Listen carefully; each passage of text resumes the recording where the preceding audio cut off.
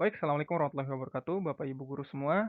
Di sini pada kesempatan kali ini saya akan berbagi tentang soal real kompetensi teknis ya, guru matematika SMA. Tapi saya tidak akan menyampaikan atau membocorkan soalnya. Saya hanya menyampaikan apa saja yang saya dapati ketika melaksanakan uji uji kompetensinya ya, baik yang manajerial sosiokultural, wawancara serta kompetensi teknis. Dan ini pengalaman pribadi saya dan nanti saya akan sampaikan berapa nilai saya yang saya dapatkan setelah selesai mengikuti tes P3K Guru. Oke, sebelumnya saya akan ingatkan lagi bahwa ketika kita mengerjakan soal, kita perlu strategi. Karena kita tahu waktu kita sedikit, tidak banyak gitu kan ya. Artinya sedikit itu karena dibandingkan dengan soal, kayaknya dengan waktu segitu kita masih kurang untuk bisa mengerjakan total soal yang ada. Jadi ada strategi dalam mengerjakannya. Dan ini saya terapkan ketika saya melaksanakan tes. Jadi kita pertama ingat passing grade-nya dulu. Untuk guru matematik, passing grade-nya itu adalah 290. Oh iya, Bapak Ibu guru semua, saya tidak akan bahas yang sosiokultural manajerial ya, dan juga wawancara, karena berdasarkan informasi yang sudah beredar bahwa insya Allah untuk dua kompetensi itu banyak yang bisa mendapatkan nilai bagus ya. Bahkan untuk wawancara banyak sekali yang nilainya sempurna 40 ya. Kan nilai maksimalnya 40 dan passing grade-nya 24. Jadi sebenarnya Bapak Ibu guru cukup jawab 6 soal dengan jawaban yang ideal sekali gitu kan ya, pasti bisa dapat lah untuk passing grade-nya. Jadi untuk manajerial, sosiokultural, serta wawancara ini tidak saya bahas ya. Jadi saya bahas fokus ke kompetensi teknisnya.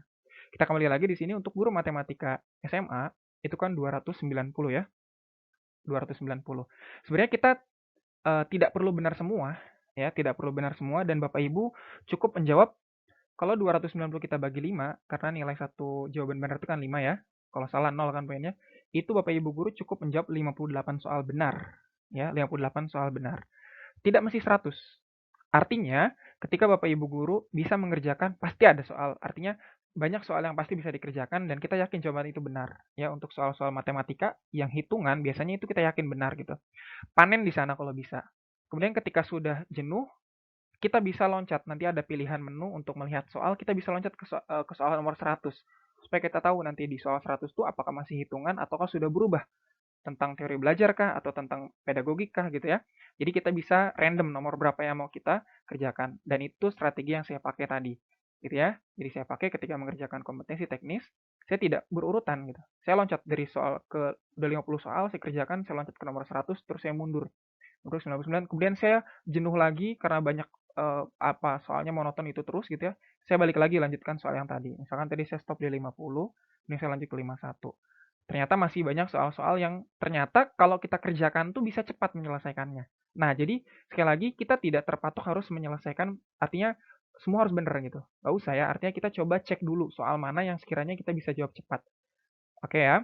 Dan nanti ada pilihan ragu-ragu. Kalau ragu-ragu bisa kita tandai nanti jadi warnanya kuning. Bisa kita cek lagi nanti kalau waktunya masih ada. Untuk soal kompetensi teknis, ingat ya, itu ada 100 soal. Dan waktunya hanya 120 menit. Kalau kita hitung, satu soal itu 1,2 menit. Hati-hati, Bapak Ibu guru ngelamun sebentar, waktu Bapak Ibu guru langsung habis. Dan saya merasakan tadi, saya baru mengerjakan sekitar 60 soal, waktu saya tinggal belasan menit.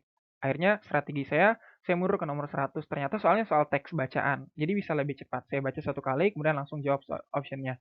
Kemudian baca satu kali, langsung klik optionnya. Jangan terlalu lama, karena waktunya akan habis. Oke, jadi strateginya tidak perlu benar semua. Kita cukup 58 untuk bisa lulus passing grade. Kalau mau 60 soal ya 60 soal bisa benar semua, itu kita udah dapat 300 poin. Ya, dan itu udah lulus passing grade. Aman gitu ya, untuk bisa lulus passing grade-nya. Jadi, ketika mengerjakan soal, jangan terpaku pada soal yang sulit. Karena saya pernah mengalami ada beberapa soal yang teksnya panjang, saya skip. Saya kasih tanda ragu-ragu, atau saya langsung pilih jawaban mana yang mau akan saya pilih. Saya bisa milih C. Kemudian saya klik ragu-ragu, kemudian saya lanjut ke soal berikutnya. Supaya efektif, gitu ya. Untuk pedagogik yang saya rasakan di soal-soal awal, disajikan soal matematik, tapi kita nggak suruh ngitung. Ya. Jadi ada soal matematika, tentang satu konsep matematik, entah itu soal yang di kelas 10 kah, 11, 12 gitu ya. Nanti kita yang ditanya itu menentukan nih, soal itu tuh untuk mengukur apa? Apakah penalaran matematis siswa, atau pemahaman matematis, atau pemecahan masalah, atau komunikasi, atau analisis, atau lain-lain. Nah, itu kita suruh diminta tuh untuk menentukan soal itu tuh untuk mengukur apa. Jadi kemampuan kita sebagai guru, mungkin insting kita ya sebagai guru kalau sudah biasa mengajar pasti akan tahu ini tuh untuk mengukur apa, gitu ya. Masih di pedagogik, untuk yang tipe berikutnya, nanti ada disajikan soal matematik, sekali lagi masih belum menghitung ya. Masih ada soal yang ditanya adalah, ini domainnya apa? Ya, domainnya apa? Nanti ditanya apakah aljabar, bilangan, geometri atau pengukuran, atau aritmatika, atau kalkulus, atau peluang gitu. Jadi ini bahasan ini tuh domainnya apa gitu, bahasan dari soal yang ada di situ. Nah, Bapak Ibu guru bisa paham lah ya. Ya, kayak misalkan kalau kita berbicara tentang bilangan yang habis dibagi berapa, itu berarti kan domainnya bilangan, gitu ya. Kalau misalkan tentang apa namanya, kemungkinan-kemungkinan berarti tentang peluang dan lain sebagainya. Limit minta kalau misalkan limit integral itu masukkan ke kalkulus gitu. Nah, itu nanti Bapak Ibu guru sudah diminta menentukan ini domainnya apa, gitu ya. Kemudian masih pedagogik, tipe yang ketiga, kemudian disajikan soal matematika. Kita diminta menentukan soal itu tersebut termasuk apa. Jadi ada soal, soal itu tuh satu bidang pembahasan ataukah lintas bidang pembahasan gitu. Satu bidang pembahasan itu misalkan kalau kita satu kali menyelesaikan dengan satu konsep saja gitu, bisa selesai. Ada yang dia butuh beberapa konsep untuk menyelesaikannya, berarti itu lintas bidang pembahasan dan lain-lain. Nah, nanti itu menurut Bapak Ibu menyelesaikan soal itu atau soal itu tuh tipenya tipe untuk satu bidang pembahasan atau lintas bidang pembahasan. Nah, Bapak Ibu guru bisa nanti melihat lah ya, itu tuh termasuknya yang mana, gitu ya. Nah, ternyata soal 1 sampai 12 yang saya dapatkan itu tentang pedagogik yang seperti tadi. Kemudian soal nomor 13 itu masuk ke profesional, artinya langsung menghitung tentang ke matematik banget pokoknya ya, tentang matematik banget. Itu yang pertama saya mendapati soal tentang persamaan eksponen. Ini masih sederhana sebenarnya ya, hanya tinggal butuh telitian saja dalam mengoperasikan. Cuman saya dapat ada satu soal yang dia nggak ada jawabannya. Artinya saya ngerjain udah 2 kali coba hitung, itu jangan diikutin ya. Saya sampai 2 kali ngitung, apakah hitungan saya salah gitu. Ternyata benar hitungannya masih sama hasilnya gitu. Berarti ternyata si soalnya mungkin yang nggak ada di option pilihannya itu. Ya udah saya pilih aja salah satu yang mendekati gitu ya. Karena kalau nggak diisi sayang kan, mending kita isi. Semoga aja yang kita isi itu termasuk kunci jawabannya. Gitu. Dan itu saya mendapati lebih dari satu soal yang menurut saya pribadi setelah saya hitung ternyata itu nggak ada jawabannya. Gitu ya. Tapi nggak apa, kita isi aja gitu. Kemudian itu ada sekitar 2 soal. Kemudian ada persamaan dan pertidasamaan logaritma. Ini masih sederhana ya. Jadi nanti ada yang dikaitkan dengan persamaan kuadrat atau ada yang dikaitkan dengan pertidasamaan kuadrat. Nanti ada yang ditanya nanti jumlah akar-akarnya gitu ya. Nah, ingat syarat numerus dan basis. Konsep banget ya, syarat numerus itu apa, syarat basis itu apa. Kemudian sifat-sifat logaritma. Dalam mengerjakan logaritma kita harus paham banget ya. Bapak Ibu guru pasti paham lah tentang sifat logaritma. Ini ada di Matematika Minat kelas 10 semester 1 ya. Kemudian ada sekitar 2 soal ini saya dapatnya. Oke. Yang ketiga barisan dan deret. Nah, ini cukup banyak deh ya. Baik aritmatika maupun geometri. Dasar sekali yang dipertanyakannya. Kadang nanti ditanya bedanya, ada yang ditanya rasio. Konsep-konsep dasar tentang itu harus kuat ya. Karena kalau kita nggak paham banget, kita akan kebingungan mengerjakannya. Padahal soalnya sederhana gitu. Kemudian rumus suku ke N, SN, panjang lintasan itu kan aplikasi dari geometri hingga ya. Itu sekitar 6 sampai 8 soal. Nah, di sini saya harap Bapak Ibu guru bisa panen di sini, di soal ini. Karena soalnya sederhana dan ngitungnya nggak terlalu besar angkanya gitu. Ya, kalau bisa panen di sini enak tuh. Nanti tinggal ke sana, itu cukup fokus ke bagian teori-teori belajarnya gitu. Kemudian aplikasi barisan dan deret tentang bakteri, bunga majemuk, itu kan aplikasi barisan dan deret ya. Itu ada sekitar 2 sampai 3 soal saya dapatkan. Oke, bunga majemuk itu ada konsep di barisan geometri ya, itu ada di kaitannya dengan itu. Yang MT sama dengan MN dikali 1 plus I pangkat N. N itu adalah lama tahun biasanya seperti itu. Nah, itu ada dia, kayak begitu soalnya. Atau misalkan si A menabung awalnya sekian, kemudian setelah sekian tahun menjadi berapa. Kemudian si B gitu ya, menabung sekian tahun menjadi berapa kali si A tadi. Nah, itu ntar tinggal di utak-atik aja ya. Di situ sebenarnya nggak terlalu sulit, yang penting kita paham dengan konsep bunga majemuknya. Itu ntar aljabar banget di sana deh. Dan yang kelima tentang SPLDV. Ini dia ada 2 soal yang ditanya nanti biasanya diketahuinya tuh memiliki banyak penyelesaian kah atau memiliki satu penyelesaian gitu. Tapi intinya konsep-konsep tentang itu dia. Syarat memiliki banyak penyelesaian itu apa syaratnya? Tepat satu penyelesaian atau tidak punya penyelesaian itu apa syarat dari SPLDV? Itu ada sekitar 2 soal. Kemudian untuk profesional lanjutan, masih lanjutan ya maksudnya tadi. Yang keenam ini dia tentang persamaan dan pertidasamaan kuadrat. Itu ada 1 soal, ini kurang ya, ada angka 1. Harusnya ada 1 soal, sekitar 1 atau 2 soal gitu saya lupa. Ya. Kemudian dimensi 3 itu ada satu soal. Nah, ini dimensi 3 saya cukup lama di sini, jangan diikuti ya. Kalau misalkan Bapak Ibu guru rasa ini soal udah nggak bisa ketemu, langsung di-skip aja. Tadi saya cukup lama di sini, itu banyak makan waktu saya. Jadi saya langsung, skip, saya langsung pilih satu jawaban, yaitu untuk bener salahnya nomor 2. Yang penting saya pilih dulu aja, saya akan coba cek soal yang lainnya gitu. Yang kedelapan vektor 2 soal, vektor juga lumayan ini ya, ini tentang, konsep vektor yang tegak lurus, sejajar, sudut yang dibentuknya gitu, itu juga ada nanti yang keluar. Nah, fungsi inverse dan fungsi komposisi. Ini mengerjakannya banyak menggunakan trik ya. Seperti ini. Ingat ya, kalau ada fx sama dengan y, maka f inverse-nya sama dengan x. Tadi ada salah satu soal yang saya gunakan trik seperti ini, lebih cepat menyelesaikannya. Juga fungsi komposisi juga itu ada triknya ya dalam mengerjakannya. Jadi trik-trik dalam mengerjakan perlu di sini supaya waktunya lebih efisien. Kalaupun pakai cara normal sebenarnya nggak susah ya. Cuman waktunya agak sedikit lebih lama dibanding menggunakan cara cara trik gitu.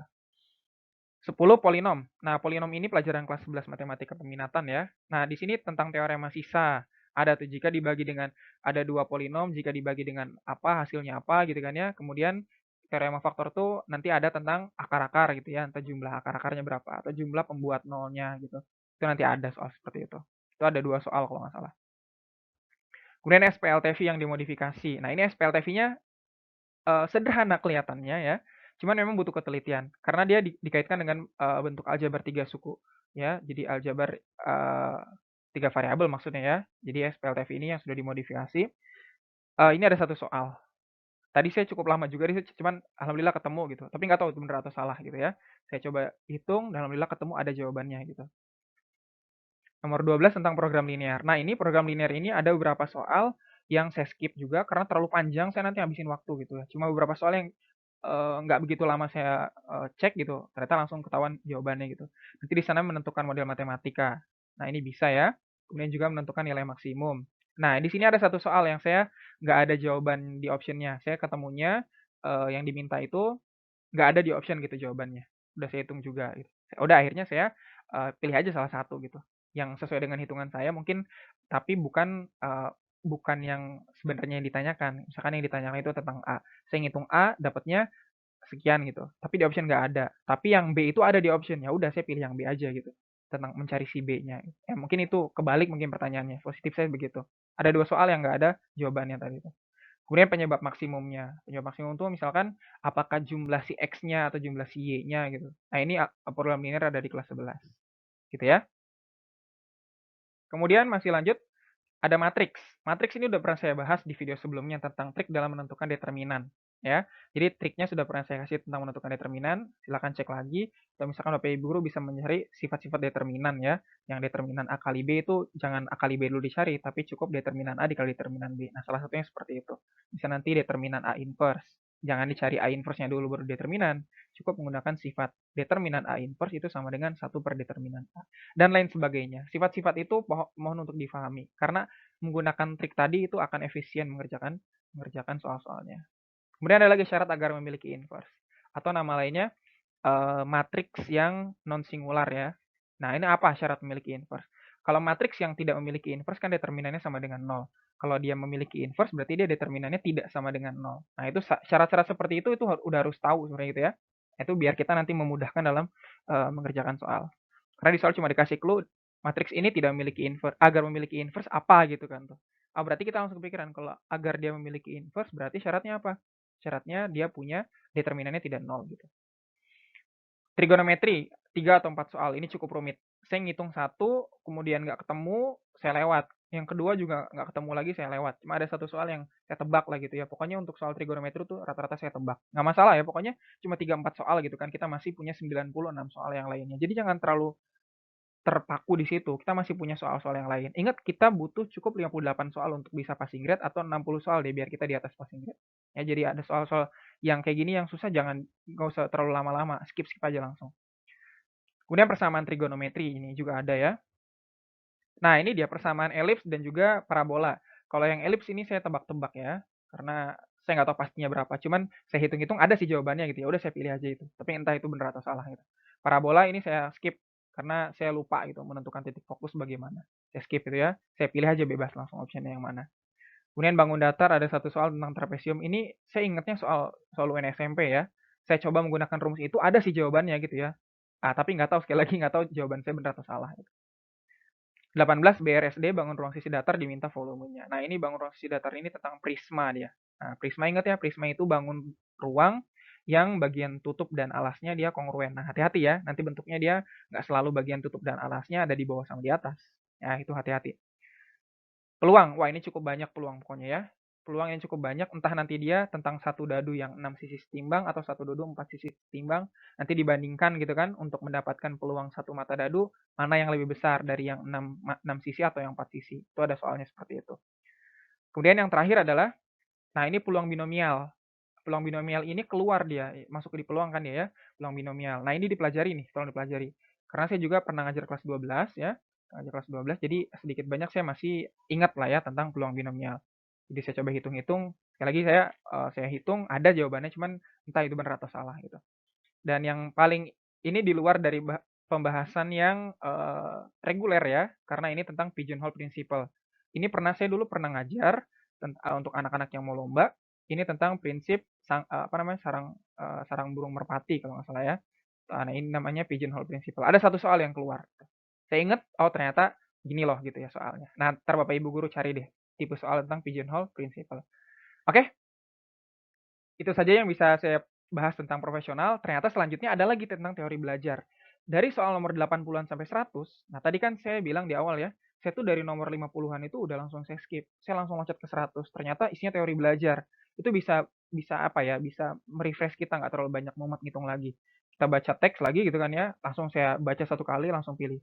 Itu tentang Ausubel, gaya belajar audiovisual kinestetis, media pembelajaran yang ramah anak, model pembelajaran, dan lain-lain. Nah, ini semua tuh dikemas pokoknya apa namanya, dimodifikasi soalnya seperti apa sama sebuah soal. Saya nggak tahu jawaban saya benar atau salah, pokoknya saya cepat karena waktu saya tinggal belasan menit lagi, sedangkan waktu soal saya masih banyak yang belum dikerjakan.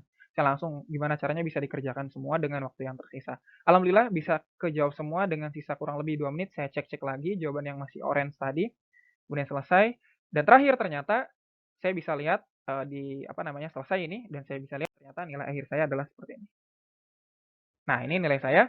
Manajerial sosiokultural, alhamdulillah nilai saya 193, wawancara saya 34 dari 40 maksimalnya ya. Kan kalau sosiokultural itu dia maksimal 200, minimal banget passing grade-nya 130. Kalau ini maksimalnya 40, passing grade-nya 24. Dan teknisnya saya dapat alhamdulillah 325. Eh, untuk guru matematika SMA itu kan 290 ya, maksimalnya 500. Nah, saya alhamdulillah dapat 325. Mungkin ya jawaban-jawaban yang tadi saya tebak tadi itu bisa jadi benar. Sekali lagi, strategi saya tadi ketika saya sudah mumet dengan hitungan, saya loncat ke soal yang terakhir. Saya akan banyak bisa mengefektifkan waktu dengan saya langsung mengerjakan soal-soal teori belajar kayak tadi. Saya nggak belajar teori belajar ya, cuman berdasarkan insting saja gitu ya. Ternyata mungkin ada beberapa yang benar dengan saya nembak tadi gitu. Oke, mungkin Bapak Ibu yang belum tes bisa maksimal dengan cara banyak lagi baca-baca teori-teorinya atau mungkin bisa mempelajari yang bagian profesionalnya biar lebih mudah dalam mengerjakan dan efisien dalam mengerjakan soalnya. Itu saja yang bisa saya sampaikan. Terima kasih. Jangan lupa kalau suka dengan video ini silakan like, share juga sampaikan kepada teman-teman yang lain dan juga jangan lupa kalau belum subscribe silakan klik tombol subscribe. Terima kasih. Assalamualaikum warahmatullahi wabarakatuh.